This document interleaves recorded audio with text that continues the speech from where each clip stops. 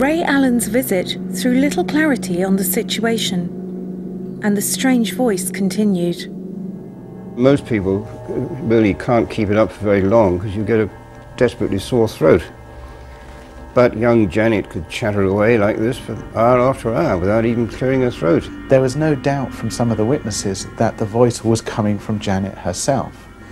But it's interesting when you speak to experts about where that voice came from, that it came from the false vocal cord, that if you try and do that yourself, for even an hour or two at a time, you can start to lose your voice. And remember that she was doing this periodically over the course of several weeks for an hour straight. I've actually played with my false vocal cords on a number of occasions, and yes, you do get very, very hoarse in a matter of seconds. I don't believe in that. I did witness this, the voice from Janet or wherever it came from. It just sounded like a girl putting on a gruff voice to me. I just thought it was sort of, okay, well, everything else is gone now. You know, we've finished with the Lego bricks flying around, all the chairs have flipped up, and we've done the levitation, we've had the knocking. So what do we do now? Oh, I tell you what, we haven't had voices yet, have we? Let's give that a go. Morris was very impressed by the girl's voice, and very few members of the SPR were. It's certainly unusual. It's even a bit extraordinary, but then, of course, there are extraordinary things that people do that are not paranormal. Morris rather gave the impression she would talk for an hour. Well, not really. She would talk in short bursts, and then there'd be silence, and then somebody else would say something, and then she'd start again. Well, aren't you a heavy man? Bill, and I am 72 years old. While there was some scepticism about the authenticity of the voice, support for its legitimacy came from a surprising source. We got messages from one of the former inhabitants of the house who came up with an extraordinary statement that he said he died in the chair in the living room downstairs after going blind. And I have come here to see my family, but they are not here now. There's some substantial evidence to support the fact that there was a previous occupant of that house called Bill, and it did appear that his character was actually coming through Janet. At the time, nobody purported to identify this old Bill who would talk, but later I think someone came forward and said that someone like that had lived in the house. Maurice Gross was contacted by the son of the previous owner who'd read my book, This House is Haunted, and said, hey, that sounds like Dad. So he got in touch with Maurice Gross and listened to the tape, and he said that's absolutely true. He did go blind, and he did die in the chair in the living room. And this was long before the Hodgson family moved in, so they'd never met him. And I found that pretty compelling. I think that was evidence for what known in the trade as earthbound spirits, people who don't realise they're dead, or else they don't want to leave the last place they were on Earth. Bill, I am 72 years old. Could this actually be the voice of Bill, the former occupant of the house? If not, what are the other explanations?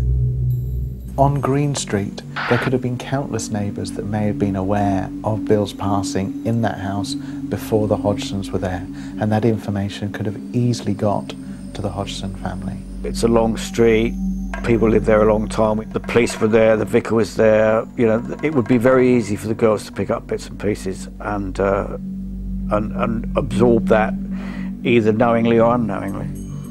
She didn't actually say anything particularly interesting. Most of it was just sort of gabble and burble and bad language, and I think a lot of people just thought she was enjoying herself. So I've never been impressed really by anything to do with the voice. With the phenomena becoming more and more extreme, many started losing faith in the investigation. The family, a very basic family. Mother didn't really know what was going on. She would accept whatever anyone would say to her, that this was for the good of the family, this was for trying to solve this problem, or maybe it would just go away if we all left. You don't know. But by this time, it became a laboratory, it ceased to be her home. It was becoming increasingly obvious that Gross and Playfair's enthusiasm for the case wasn't shared by others, and a gulf was growing between the Society for Psychical Research, the SPR, and the investigators. Well, the people who believed most firmly in Enfield were the people who actually had spent most of the time investigating, who were Maurice Gross and Guy Playfair. And there weren't many other very enthusiastic supporters among the members of the SPR. They actually, frankly, didn't believe a lot of the phenomena. And so what you might call a sort of anti-Enfield faction arose. It wasn't easy at all, and we did get help from our own colleagues that we would have liked. And an awful lot of evidence went unrecorded because we simply couldn't get to it. The SPR thought that it wasn't really handled as properly as it could have been. You know, the press, radio, TV all got involved. I think they thought it ended up as a bit like a circus. But the one thing that they didn't really take into account was that that the media weren't invited via Maurice or Guy. The media were all invited by other people surrounding the case. So I think they were treated quite badly actually by the SPR in that case. The SPR set up the Enfield Poltergeist Investigation Committee to re-examine the case. One of the committee members was Mary Rose Barrington. I was a member of a small committee that was asked to make a report on all of the people who had investigated at Enfield. It's very unusual for the investigator himself to be investigated. Despite the SPR's scepticism, at the Hodgson home the alleged phenomena continued. In July 1978, 10 months after the activity began, Janet was admitted to hospital for medical testing. A friendly psychiatrist, Dr. Peter Fennick, who examined her absolutely exhaustively from head to toe and couldn't find anything wrong with her at all. That was very gratifying to know that, because we weren't really quite sure. We didn't know what kind of history Janet might have had of mental disorder and so on, but she had absolutely nothing wrong with her mind at all. Very good shape.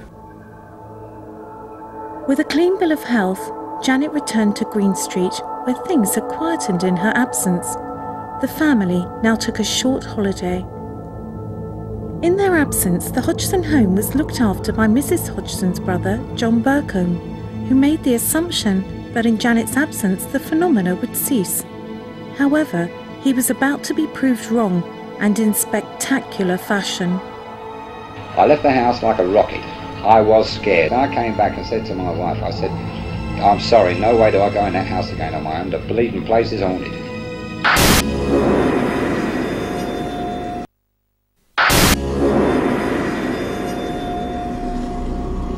It was almost a year since the events had begun on Green Street in Enfield, and following a night of disturbances, the Hodgsons were staying down the road at the house of Peggy's brother, John Burcombe. Burcombe, as you are about to hear, returned to the Hodgson home on his own to fetch an alarm clock.